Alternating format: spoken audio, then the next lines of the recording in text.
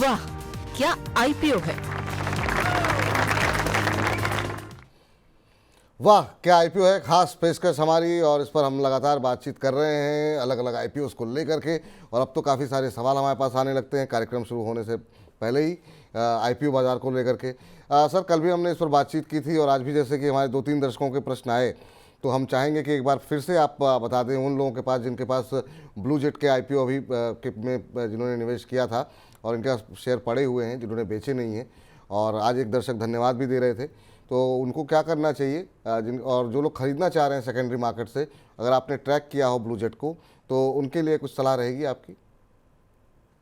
हाँ, देखिए, चूंकि ये कंपनी ऐसे सेगमेंट में है कि जहां पर उनका कोई लिस्टेड पीएस नहीं है, तो हम रिलेटिव वैल्यूएशन करना थोड़ा मुश्किल है। लेकिन मार्जिन के लिहाज से अगर देख लें तो लास्ट के 3 सालों में मार्जिन गिर रही थी। लास्ट के 3 सालों में return on equity, return on capital employed company के गिर रहे थे। हमने केवल आपके ही चैनल पर आईपीओ के लिए बात की थी, जिसमें हमने कहा था कि केवल लिस्टिंग गेन के लिए आप इसमें करें, न कि लंबी अवधि के नजरिए के लिए। और आपको अगर लिस्टिंग गेन मिल चुका है या फिर आपने खरीदा है पोस्ट लिस्टिंग, तो आप एक स्ट्रिक्ट स्टॉप लॉस जरूर बना के रखें, क्योंकि बिजनेस एज सच लास्ट के 3 सालों में निचले स्तरों पर नीचे की तरफ जा रहा है, नंबर्स के रेशियोज के लिहाज से, जो कि ठीक नहीं होता है किसी भी बिजनेस में। तो मेरी ये सलाह होगी कि आप एक स्ट्रिक्ट स्टॉप लॉस, जैसा भी आपका रिस्क एपेटाइट हो, 5 to 7% लगाकर बने रह सकते हैं, और उसके नीचे जाए तो आप निकल जाएं। ठीक, चलिए अब शौर्य हमारे साथ जुड़ चुके हैं, हमारे रोज के हमारे साथी हैं और तमाम आंकड़े लेकर के आते हैं आप सबके लिए। शौर्य, मामाअर्थ के आईपीओ का क्या हाल है और वहाँ पर रिस्पांस किस तरह का मिल रहा है? जी, अगर आईपीओ की बात करें मामाअर्थ के, तो आज पूरी तरह सब्सक्राइब हो चुका है। आखिरी दिन है तो आज 1.24 टाइम सब्सक्राइब हो चुका है। हालांकि जीएमपी उन्हें इतना अच्छा नहीं मिल रहा है कंपनी को, लेकिन आज एक उस पर बात कर लेते हैं, इसमें सबकी बात होती है। कंपनी में प्रॉफिटेबिलिटी नजर नहीं आ रही है, पी बहुत ज़्यादा है। तो सबसे पहली बात है, जो ग्रोइंग कंपनी होती है उसमें आप डायरेक्टली एकदम अच्छा रिजल्ट नहीं आते हैं। सबसे पहले आप उनका टॉप लाइन देखते हो, ग्रॉस प्रॉफिट, ईबिट, एबिटा, पहले वो बढ़ते हुए नजर आते हैं, फिर कंपनी को कहते हैं इकोनॉमीज ऑफ स्केल के फायदा होगा फिक्स कैपिटल की वजह से, वो बॉटम लाइन नजर आता है। लेकिन यहाँ पे 2 बातें ध्यान रखने के लिए इंपॉर्टेंट है कि मामाअर्थ का ऑलरेडी एसेट लाइट मॉडल है, यानी वो ज्यादा एसेट नहीं लेते, उनकी फिक्स्ड कॉस्ट कम होगी, तो उन्हें इकोनॉमीज ऑफ स्केल का इतना फायदा नहीं मिलेगा। और सबसे इंपॉर्टेंट बात यह है कि उनका एडवर्टाइजमेंट पे स्पेंड बहुत ज्यादा है। लगभग रेवेन्यू उसका 40% जो स्पेंडिंग करते हैं वो एडवर्टाइजमेंट पे करते हैं। और एडवर्टाइजमेंट की इंपॉर्टेंट बात यह है कि उसे आप रेवेन्यू एक्सपेंडिचर में दिखाते हो तो आप इसी साल ले लेते हो, लेकिन उसके बेनिफिट तो आपको कई साल में मिलते हैं। तो अगर आपको एक्चुअली देखना है तो वैल्यूएशन के पर्पज से, क्योंकि अकाउंटिंग स्टैंडर्ड ऐसे हैं कि आप उन्हें इस साल दिखाने, लेकिन वैल्यूएशन के पर्पज से अगर आप उसे पहले एसेट बना के कैपिटलाइज करें और फिर देखिए उसमें डिप्रिसिएशन कितना आ रहा है, तो ज्यादा अच्छी बेटर पिक्चर निकल के आ सकती है अर्निंग्स की भी और प्राइस टू अर्निंग्स रेशियो की भी, क्योंकि कंपनी काफी ज्यादा डिपेंडेंट है अपने brand value, comparative advantage create करने पर एडवर्टाइजमेंट के पॉइंट ऑफ व्यू से। और सबसे बड़ी बात यह है कि इनके इतने सारे प्रोडक्ट्स हैं, लेकिन मामाअर्थ के जो गिने चुने प्रोडक्ट्स हैं उसकी एडवर्टीजमेंट ज़्यादा देखने को मिल रही है। अभी भी ब्रांड क्रिएशन, जो ब्रांड वैल्यू होनासा की है, उस तरीके से अवेयरनेस कई सारे ब्रांड्स को लेकर के नहीं अभी तक हो पाई है। तो वो हमने 1-2 विज्ञापन जो देखे हैं वो शिल्पा शेट्टी जी के देखे हैं, जिसमें कि चुनिंदा ब्रांड ही जो है कंपनी ज़्यादातर प्रमोट कर रही है। जी, इसमें इनका पॉइंट है, मैं चेक कर रहा था, ये ज़्यादा स्पेंड करते हैं ई कॉमर्स पर, और साथ ही साथ ये जो सोशल मीडिया पे इन्फ्लुएंसर है वो एक काफ़ी बड़ा सेगमेंट मान रहे हैं अपने एडवर्टाइजमेंट के लिए। चलिए ठीक है, अब देखते हैं क्या कुछ कह रहे हैं संतोष जी। और वहाँ पर अभी जरा एक बार फिर से जरा जो तमाम ब्रोकर्स हैं उनकी राय एक बार दिखा दीजिए, ताकि हमारे दर्शकों को पता लग जाए कि बाकी ब्रोकरेज हाउसेस क्या कुछ कह रहे हैं। सुशील फाइनेंस का कहना है वो न्यूट्रल है, इस विषय पर उनकी कोई राय नहीं है। स्टॉक बॉक्स का कहना है कि आप अवॉइड करें, साथ ही साथ स्वास्थ्य का इन्वेस्टमार्ट भी यहाँ पर अवॉइड करने की ही सलाह दे रहा है। एक कैनरा बैंक सिक्योरिटीज़ है जो कि सब्सक्राइब करने की सलाह दे रही है।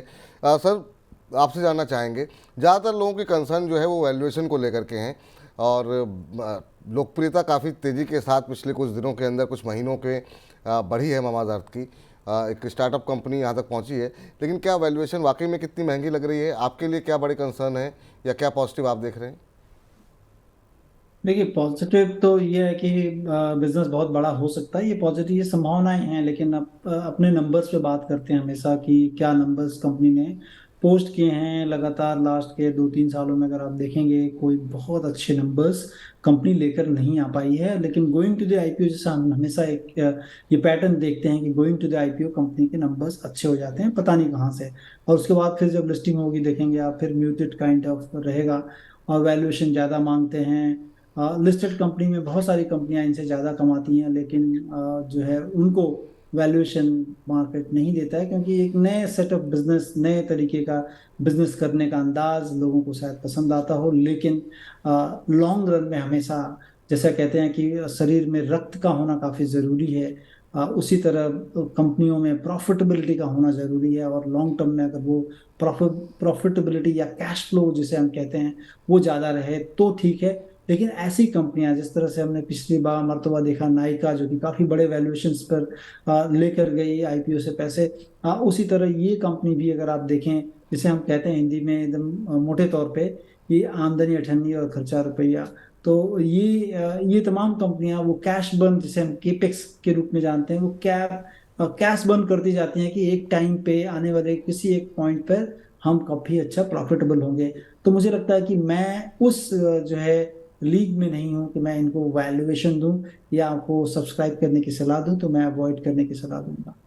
तो अवॉइड करने की सलाह है यहाँ पर संतोष जी की तरफ से भी। और शायद यही वजह है कि बड़ी संख्या में लोग, कल हमारे साथ अरुण जी भी थे, तो उनका भी कहना था कि वो यहाँ पर अवॉइड करना चाहेंगे। तो ज़्यादातर जो है, जो जानकार हैं, जो एक्सपर्ट्स हैं, जो ब्रोकरेज हाउसेज हैं, वो अवॉइड करने की सलाह दे रहे हैं। एक आध को अगर छोड़ दिया जाए तो ज़्यादातर लोगों की सलाह है कि अभी अवॉइड करें। और इसी वजह से शायद जो ग्रे मार्केट प्रीमियम की बात कर रहे थे शौर्य अभी, तो वो भी हम देख रहे हैं कि लोगों को प्रीमियम देना ही नहीं चाह रहे हैं, कि उनको लग ही नहीं रहा है कि वहाँ पर वो प्रीमियम देखने को मिल सकता है। चलिए अब जरा बहुत सारे आईपीओज जो है खुले हुए हैं एसएमई क्षेत्र में भी, वहाँ पर क्या स्थिति है वो जान लेते हैं। एसएमई क्षेत्र में क्या एक्शन हो रहा है शौर्य? जी, एसएमई क्षेत्र में 2 आईपीओ खुले हुए हैं। पहला है सार टेलीवेंचर, ये 1 नवंबर से खुला था, 3 नवंबर तक खुला रहेगा। इसका प्राइस बैंड है 52 से लेकर 55 रुपीज़ पर शेयर का, और कंपनी लगभग 25 करोड़ जुटा रही है, जो पूरा ही फ्रेश इशू है। और आज 12:30 बजे तक ये 15.72 टाइम सब्सक्राइब हो गया था, लेकिन जीएमपी इसका अच्छा खासा चल रहा है, लगभग 50% के आसपास जीएमपी मिल रहा है, जो 27 रुपीज़ पर शेयर का है, 55 रुपीज़ के प्राइस पर। दूसरी कंपनी है मिस्ट डिज़ाइन, जिसका आज आखिरी दिन है।